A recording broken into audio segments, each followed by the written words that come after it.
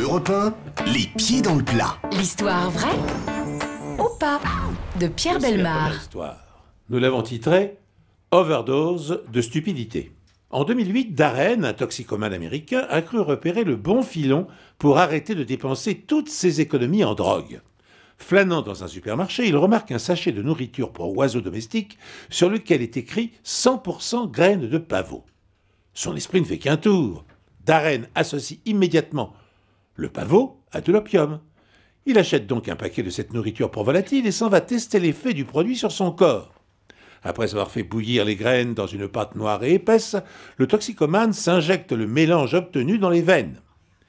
Comme les effets tardent à se faire sentir, il renouvelle l'opération. 1 heure plus tard, Darren est transporté inconscient aux urgences. Une radio de sa cage thoracique montre des milliers de petites billes non identifiées dans ses poumons. Les médecins pensent d'abord à une tuberculose, l'un des symptômes de la maladie étant l'apparition de bactéries ressemblant à des graines de millet dans les poumons. L'équipe médicale soigne donc le jeune toxicomane en conséquence, et pendant 15 jours, Darren survit sans toutefois reprendre conscience. Il succombera finalement à ce qu'il convient bien d'appeler une overdose de stupidité.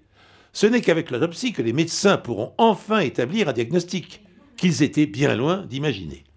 Les principes actifs narcotiques de l'opium sont en fait présents à l'état de trace dans les graines de pavot qui s'est injectées Darren. C'est pourquoi ces graines sont fréquemment utilisées en Europe de l'Est sous la forme d'une pâte noire pour fourrer les gâteaux.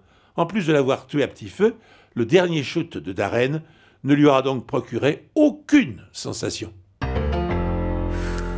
L'histoire de Pierre Bellemare, alors Qui il y a met bien eu, la pêche. Oui. Et il y a même eu des commentaires de Valérie Benaïm pendant l'histoire, une fois de plus, la commentatrice de l'émission, Jean-Michel Larquet.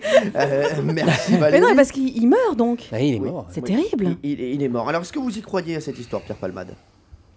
Bah. Vous en foutez? Oui. Oui, les gens sont capables, oui. Parce que Pourquoi on n'y croirait elle pas peut être fausse, parce que Pierre Bellemare raconte des histoires, elles sont ou vraies ou fausses.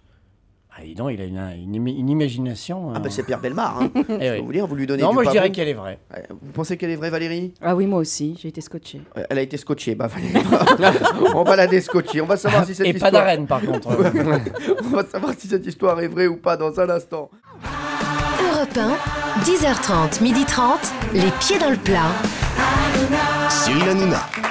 Et nous sommes dans l'histoire vraie ou pas de Pierre Bellemare avec Pierre Palmade. Aujourd'hui, Valérie Benaïm pense que cette histoire est vraie avec cette histoire de pavot. Tout de suite, révélation. Eh bien, cette overdose de stupidité était entièrement vraie. Il n'y avait rien d'inventé dans cette histoire absolument stupide qui a fait qu'un homme est mort à cause des graines de pavot. Eh ben voilà, Incroyable. méfiez-vous du pavot si vous nous écoutez donc sur Europe 1. Voyez- Comment il les trouve ces histoires? Il les invente.